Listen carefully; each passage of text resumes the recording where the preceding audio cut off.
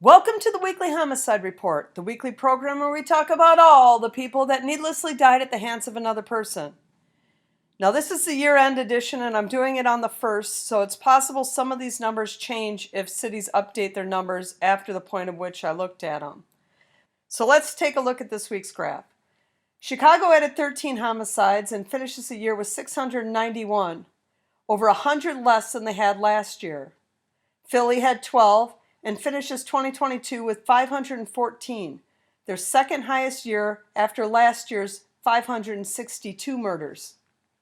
Baltimore had 10 homicides and finishes the year with 332, slightly better than the 2021 and 2020 numbers where they had 338 and 335. And all 3 years are lower than where they were pre-Floyd in 2019, when they had 348. Milwaukee had 3 homicides and ends 2022 with 222 on the year, 26 more than the record-breaking 2021 number.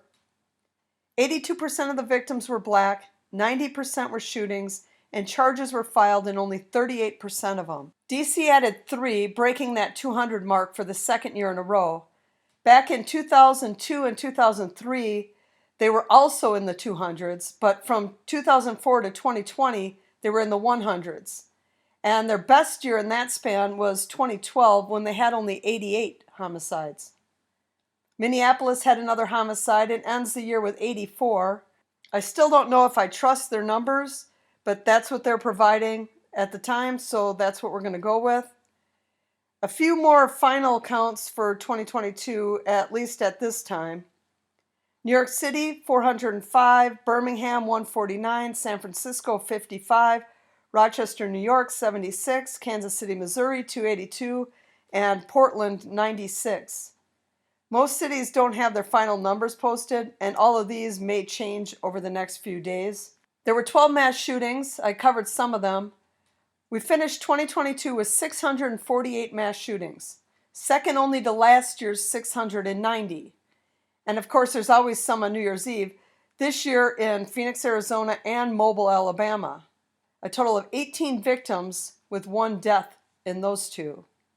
Doing the math for you, we averaged 12.5 mass shootings per week this year. 7 kids under the age of 11 and 35 between the age of 12 and 17 died from gunfire last week. Both of those numbers are higher than normal, but the week also had a few extra days. In total, 312 of the younger children and 1,348 of the 12 to 17 age range died this year from human violence with a gun. For the younger kids, that's about what it's been for the last couple years, but for the teens, it's higher. There were 34 reported defensive use of a firearm incidents. I covered a bunch of these. We finished with 1,157 reported incidents this year, by far the lowest number going back to at least 2014. From 2016 to 2018, we were right around 2,000 a year. We need to get back to that. 2 police officers and 1 canine died in the line of duty. Corporal Ray Hamilton of Okaloosa, Florida, and Deputy Sheriff Isaiah Cordero of Riverside, California, both of gunfire, and Canine Jack also died from gunfire.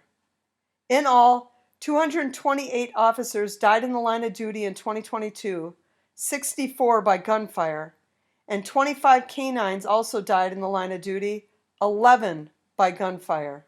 Like I said earlier, these numbers are likely to change a little once the final numbers are released, but that's 2022 as it stands right now. I thank you all for watching my channel. It's been slow going with the YouTube breaks put on for the most of my videos, but my channel's not quite a year old yet, and I feel like I'm doing pretty good, all things considered.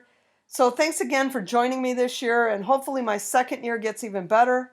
Happy New Year, and I'll catch you all soon with the week 1 of 2023 numbers.